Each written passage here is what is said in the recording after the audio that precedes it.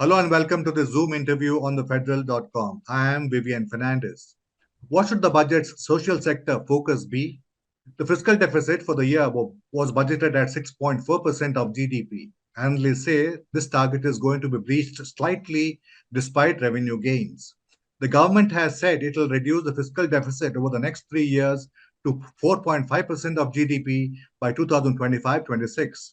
The axe usually falls on social sector spending. Is this prudent policy? To discuss this, we have with us Professor John Dreze, visiting professor at Ranchi University's Department of Economics. He had earlier taught at the London School of Economics and Delhi School of Economics. Professor Dreze has been involved in many social initiatives, including the National Food Security Act, the Right to Information, and the Rural Employment Guarantee Scheme. Professor Dreze, thank you very much for making the time.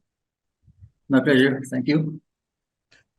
Professor, the National Food Security Act was enacted in July 2013. It entitles 75% of rural folk and about 50% of urban Indians to 5 kilograms each per month of rice, wheat, or coarse grains at the rate of 3 rupees, 2 rupees, and 1 rupee, respectively. Now, 67% coverage in 2013 was fine. But 10 years later, don't you think that the share of population eligible should taper? Should reduce? No, I don't really think so. Let me first clarify. It's not, the Act doesn't say 67%. It says 75% in rural areas and 80% in urban areas, which came to 67% at that time, but it will gradually move closer to 50% as the country urbanizes. So over time, what you're looking at is a situation where a little more than 50% of the population is supported by the other half. And it does not have to be in food grain. Let us remember that also. I think right now it's very important that it should be in food grain. But in due course, as people become more food secure, more used to the banking system, the cash payment infrastructure improves, and so on and so forth, one could envisage a gradual transition to cash if people welcome it. And so you are looking at a situation where half of the population supports the other half through permanent cash transfers. I don't see anything wrong with that.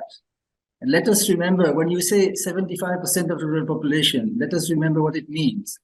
According to the periodic labor force survey in 2019-20, just before COVID, 75% of households in rural India earned less than 10,000 rupees a month. Now that's really nothing. And then the proportion earning less than that increased the following year with COVID. So we must remember these desperate levels of poverty of the poorer half. And of course, over time, hopefully they will become less poor, but our capacity to support them will also increase. So I don't see anything wrong in the relatively long term in continuing to support half of the population. In fact, we could argue for more. There are many people who believe in UBI, the universal basic income. That's not 50%, that's 100%. So I think, there's nothing over-ambitious or inappropriate about supporting half of the population or more than that. In the 10 years to 2014, there was a reduction in poverty levels, a great reduction in poverty levels. And that was mainly because the economy was doing very well, our exports were doing very well, and we had about 3 years of consecutive years of 9% growth. Now, since then, do you think that poverty levels have increased, or have they reduced at a diminishing rate? The 10-year period was which period you said? Leading up to when? I said before 2014. Before 2014.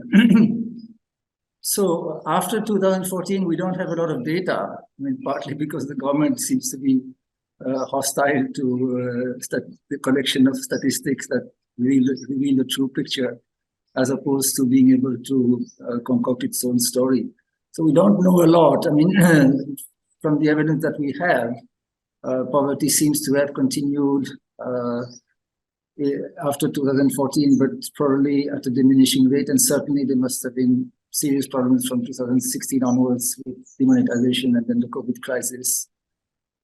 So I don't think there's any doubt that today, in the aftermath of that crisis, there are still huge numbers of people dealing with the effects of that, living in totally unacceptable poverty and insecurity.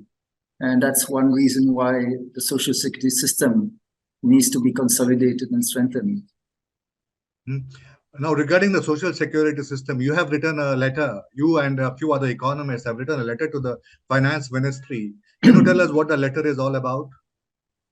So it's a letter that we've been sending every year to the finance minister for 3 or 4 years now, making two very simple points. One is the case for raising the amounts of social security pensions that are being paid under the National Social Assistance Program to elderly people, widows, and disabled persons. For the last more than 12 years, the amount is stagnated at 200 rupees a month, which is absolutely ridiculous, 300 rupees for widows. And basically, the Modi government is trying to undermine those schemes in favor of contributory schemes like the APY, the Atal Pension Yojana, which is not of much use to the poorest people. So we are making the case for reviving the NSAP, increasing the amounts, and also increasing the coverage. Increasing the amount to what? Well, the letter said 500 rupees at the very least, but I would personally advocate much more than that. Many states, of course, top it up with their own resources, like here in Jharkhand. The state government has increased the amount to 1,000 rupees per month by contributing itself 800 rupees. But the central government should contribute a lot more. That would help to consolidate these programs, because this is a very good scheme. I mean, it reaches the poorest people. The leakages are low, the administrative costs are low. So, it's really something that deserves to be expanded. And the same point is made for maternity benefits under the National Food Security Act. All pregnant women, without exception, except those who are already covered in the formal sector, are entitled to maternity benefits of at least 6,000 rupees a month.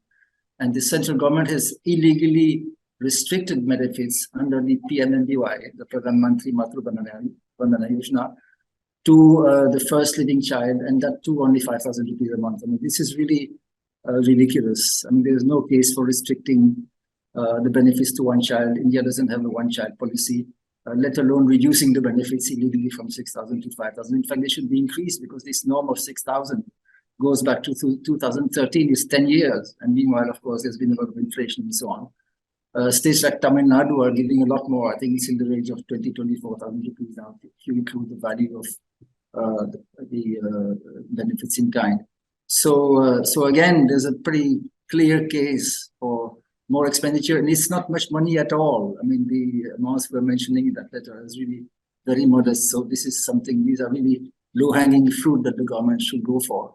All the more so as this year, because it is going to save a lot of money from this discontinuation of the Pradhan Mantri Garib Kalyan Anna Yojana. So it's going to save almost 2 lakh crores this year from that. And I feel that savings should be redeployed in other social security measures, including maternity benefits and social security pensions. So the government has merged, as you mentioned, the Pradhan Mantri Garib Kalyan Anna Yojana, by which people were given 5 kgs each per month of free rations from April 2020. And then it has merged it with the National Food Security Act and the entitlements. And now the merged scheme has been renamed PMGKY again. So yeah, and instead of paying 3 rupees, 2 rupees, or 1 rupee for rice, wheat, and coarse grains per kg, the government has made it free for this year at least. That doesn't make much difference. What I'm saying is, instead of collecting such pretenses like 3 rupees or 2 rupees per kg, isn't it better to do away with the payments, because the cost of collection might be too high? Why charge token amounts and not provide the grains free? What is wrong with that? Well, there's nothing terribly wrong. I mean, I would not oppose the waiving of these charges necessarily. I just don't think it makes much difference. I mean, if you pay 2 rupees for 5 kilos, you spend 10 rupees per month. If it's free, you pay 0, so you save 10 rupees. That's not really making any difference. What is making a huge difference is the discontinuation of the bonus rations of 5 kilos per person per month. That's what makes a big difference. The giving for free, as I said, I'm not opposed to, but it can create problems. I'll just give you one example. In Jharkhand, it's going to be now, there's going to be a lot of disruption now, because the dealers' commissions used to be adjusted against what they charge the consumers. Now they have to distribute for free. So the state government suddenly has to put in place a system to pay the commissions to dealers, and that could take time. And then meanwhile, the dealers would have an excuse to cheat and so on and so forth. So it could be disruptive. I feel in the PDS, stability is very important, because it is stability that ensures that people know what they are entitled to and helps them to demand what they're entitled to. And every time you change the parameters, you create a risk of confusion and you open the door to corruption. Mm-hmm. Now, the economic cost of providing this rice and wheat is quite high. According to the food grain bulletin of the government, it costs, I think, 37 rupees 70 paise to provide rice and 25 rupees 89 paise to provide a kg of wheat. So the government was charging earlier 3 rupees for rice and 2 rupees for wheat. Is there a case for increasing the issue prices to some reasonable amount so that the food subsidy bill can be paid? I don't think so, because you see, when you have a very low price, you are achieving an implicit income transfer at comparatively low costs, right? Because the physical quantity that you give is lower. If you had to achieve the same implicit income transfer at higher prices and giving a higher quantity, the transaction costs would increase. So I don't think that would particularly help you. Mm-hmm. Now, you are, not very much in favor of the discontinuation of the Pradhan Mantri Garib Kalyan Anna Yojana. But given our food grain stocks and the poor harvest of rice and wheat last year, do you think that that scheme could have continued forever? No, in fact, I have written in so many words that it could not have been continued forever in its present form. But what I do feel is that if it is abruptly discontinued completely, not partially, completely, at a time when people are still struggling with the after effects of the COVID crisis, then you should use the savings to expand other social security measures. That is the argument I've been making. And you are saying that the savings are quite considerable. It's about 2 lakh crore rupees? Not quite. I think 1.8 lakh crores is the best estimate I've seen, but it's certainly at least 1.5 lakh crores for this year. Okay, yeah. And that can be redeployed for the social security measures that you mentioned. Certainly, in part. In fact, I would argue in full, because there are huge unmet needs across the social sector, whether it's social security or, for that matter, health and education. So I personally would say just use the whole savings within the social sector, but at least a very large part of it. Mm-hmm. Professor Dreze, I have met, anecdotally, I find that, when I was moving around in coastal Karnataka, to which I belong, I spoke to a couple of persons, and they were mentioning that they were using these subsidized rice and wheat, rice particularly, for feeding their own backyard chicken. I mean, is there a lot of, how rampant is the misuse? I think one has to be careful with these anecdotes. I think there was a time when in many places the quality of grain delivered from the TDS was very poor, partly because of adulteration and cheating and so on and so forth. But by all accounts, that has improved a lot. And mostly now it's of reasonable quality. And I know many, I know a lot of people who eat that PDS rice or wheat, and even though they could afford very easily better quality. So I don't think that there's any evidence of a serious quality problem, although it can, of course, happen in some places, and then people turn it into an exaggerated anecdote and so on. So I think one has to be careful with that. But Professor, should we have one scheme covering the whole country, or should we have a differentiated approach depending on a state's income level? It is already differentiated. The poorer states are getting more. Like this coverage of 75% of the rural population at the national level. In Jharkhand, it translates into 86%, almost universal. And I think that's a good thing. In fact, at the time when the act was being framed, we fought quite hard, because initially it was going to be uniform across the country. And we demanded, no, it should be more in the poorer states. So it's already differentiated. And as I said, stability is important. Flexibility, of course, is always tempting for a kind of technocrat. They want everything to be fine-tuned. For example, you could try to give people a choice between cash and food. You may say that this would be good for both for people and for the government to save money. But that's the kind of fine-tuning that can create serious problems on the ground. And I feel we have a system now that doesn't work so badly. It has been tested during the COVID crisis. It is really extremely important for poor people. So at least for the time being, I would say, let's continue as it is until we have a demonstrated better alternative that people accept. Mm-hmm. So you are in favor of continuing with the giving food grains rather than cash transfers. And for the why time would that being, be? yes. Because moving food grains, storing them securely and safely, it costs a lot of money. But the cost comes mainly from the procurement. Don't forget that we are procuring a lot more than the requirements of the PDS. The requirements of the PDS are around 60 million tons. In the last few years, the procurement has gone up to 70, 80, 90, and even crossed 100 million tons twice in recent years.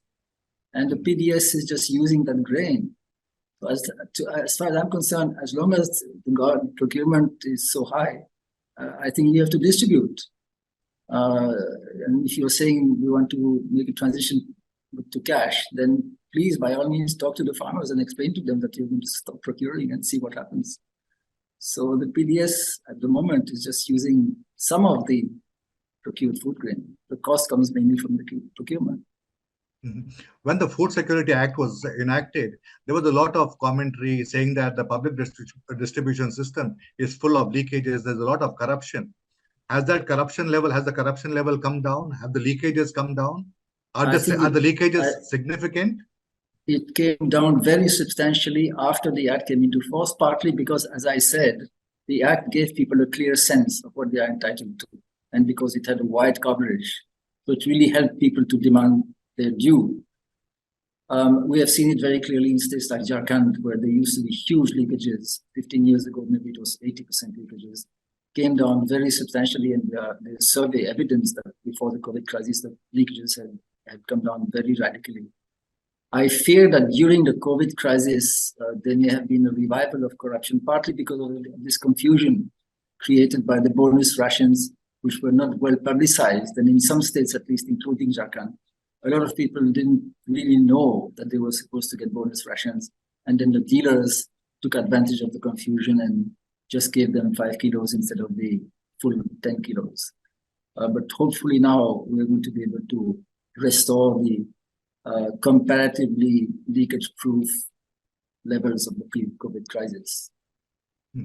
Professor, you used the words like demand and entitlement, and which were, of course, at one time, there was a lot of focus on rights, right to work, right to food, right to forests, right to information.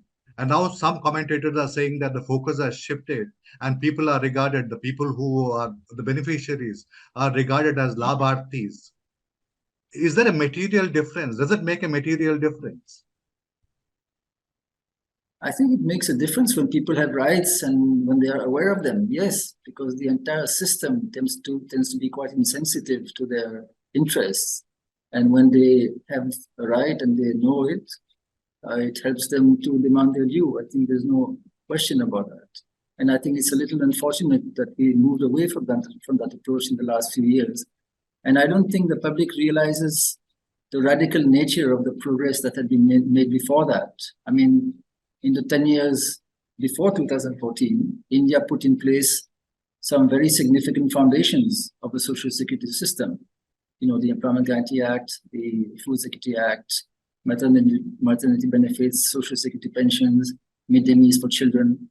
Now, of course, the benefits are very low in each case, but they can be expanded over time. What is important is to put the foundation of a system that works and is as comprehensive as possible.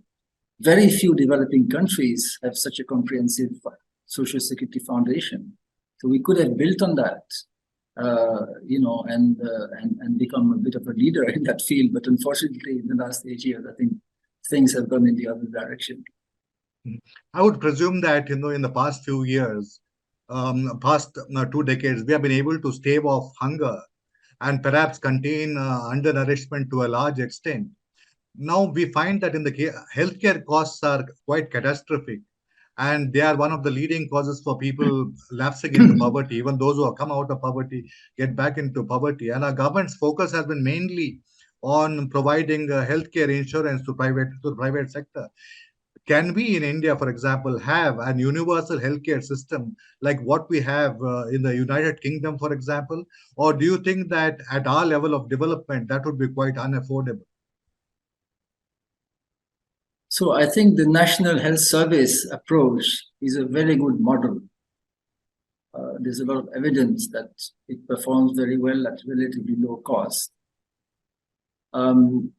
So ideally, yes, I would like to see something like that in India. But let us not forget that when the National Health Service was created in the UK, the private sector was more or less taken over. The private doctors were integrated in the NHS, and they had to accept government salaries instead of making money at will. Now, in India, we have a very big and entrenched private sector, and it's a bit hard to see how you could take it over in that way. And it's also not clear that the government will be able to run the monopolized public health services in a hurry. I don't think that social insurance, where you basically, the government pays the premium and then people go to wherever they like for healthcare and then the insurance fund pays. I don't think that's a very good model for India either, because that's the viability of that. I mean, it does exist in some countries like Canada, for example. But even those countries have a very substantial element of public provision of healthcare and very good regulation of the private sector. And I think in India it will be very difficult to regulate the private sector in that manner. So I don't see that as a good alternative for India. I think what India can do is something that might converge one day towards a national health service framework that I call HOPS, healthcare as an optional public service, which is basically to say that anyone who wants healthcare in the public sector, they have a right to quality healthcare. They can go to the public sector, the public health centers, and be treated there. And if they prefer the private sector, then let them go there and pay for it. And in a way, some states already have that almost. I mean, in Tamil Nadu, where I think you're sitting, the public sector already provides almost a full range of health services at a reasonable quality. The utilization is also quite high.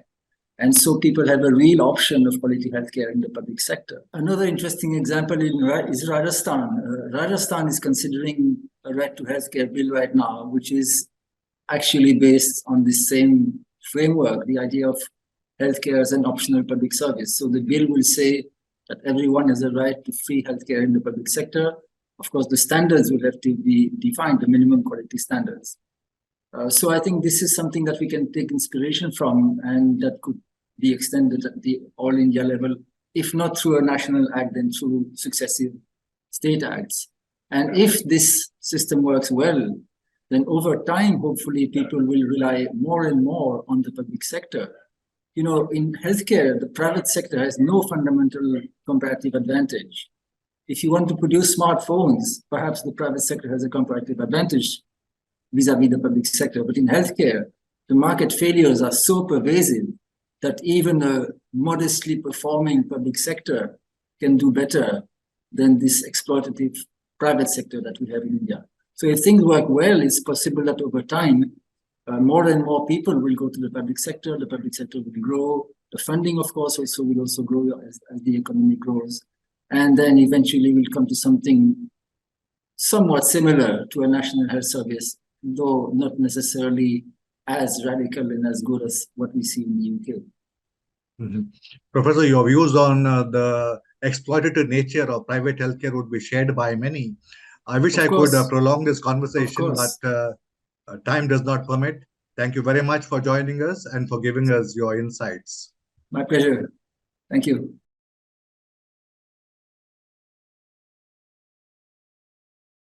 Subscribe to the Federal's YouTube page for more interesting updates.